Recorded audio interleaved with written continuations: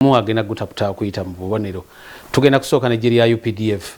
Bingi ebize biyitingana nti abantu bangi abaze bakwatibwa mitundu ebyenjawulo eby'eggwanga ejje lino ng'abamu ku booli eribalina.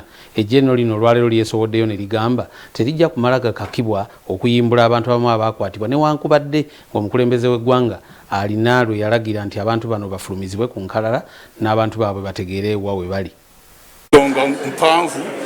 Akulira ebyobufuzi mu ggye ly'eggwanga erya UPDF Major General Henry Masiko akangudde eddoboozi nga bw'atajja kukkiriza byakubakaka kufulumya nkalala z'abantu ababuzibwawo wadde President Museveni yalagira zifulumizibwe. Ensonga eno yatuuse mu Paliamenti ekyawaliriza Speaker Rebecca Litwala Kadaga okulagira Minisita w'ensonga z'omunda mu ggwanga General Jeje Odong okuleeta enkalala zino naye akyajemye n'okutuusa kati ewatali nsonga ze yawadde. The Minister of Defence to present the list from His Excellency the President of all missing Ugandans, so that all Ugandans who are missing and their relatives should really know where they are, Madam Speaker. Abaranirizi b'eddembe ababadde basisinkanye leero bamutaddeko nnenga okunnyonnyola ku bigenda mu maaso n'ebikolwa by'okutyoboola eddembe ly'obuntu ebikolebwa amagye.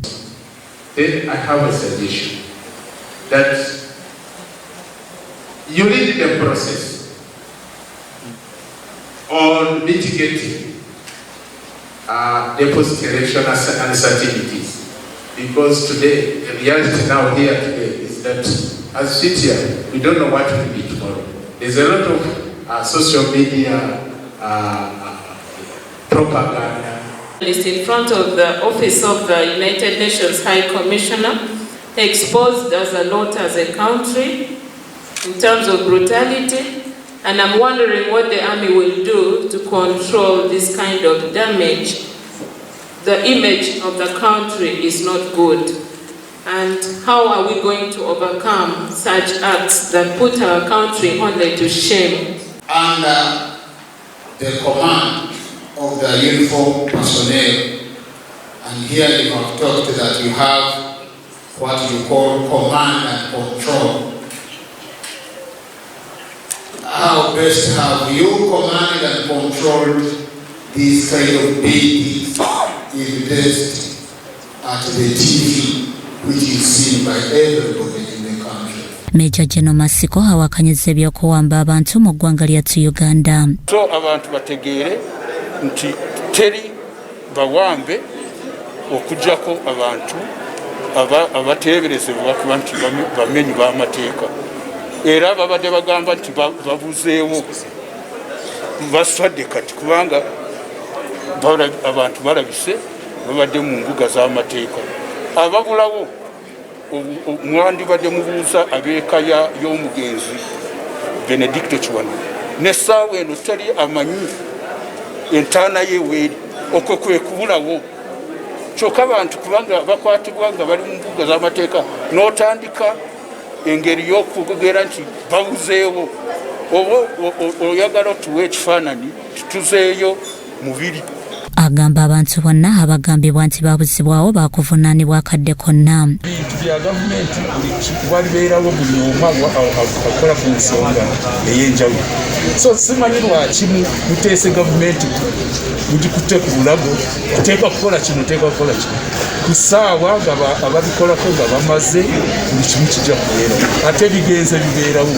Amyuka ssentebe w'akakiiko k'eddembe ly'obuntu Medi Mulumba agamba balina abantu be basobodde okunonola ng'era bakyayogerezeganya n'ebitongole ebikuuma ddembe okuyimbula abasigadde. Commission ebadde abamu ku bantu abo babadde released ne citing case ya Niwabiine bamureleasinze naye bali bamutugendera ku kya president yabagamba nti bakole ki releasing ekyo now that ekyo yonkola yaabwe ya munda. So twagala bagire ki ba implementing ekiragiro kya president kyekyokka.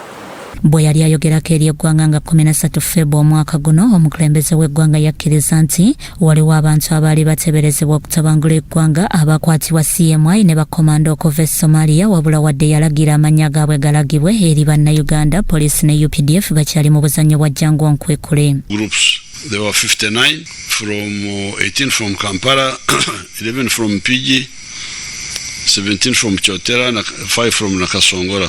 So, therefore, the talk of disappearance should be ignored, because it can't happen under the NRM. Even if a mistake is made, it will be addressed and it will be answered. We never cover up. Bikusakidwa Muhammad wa Malak, Russell TV.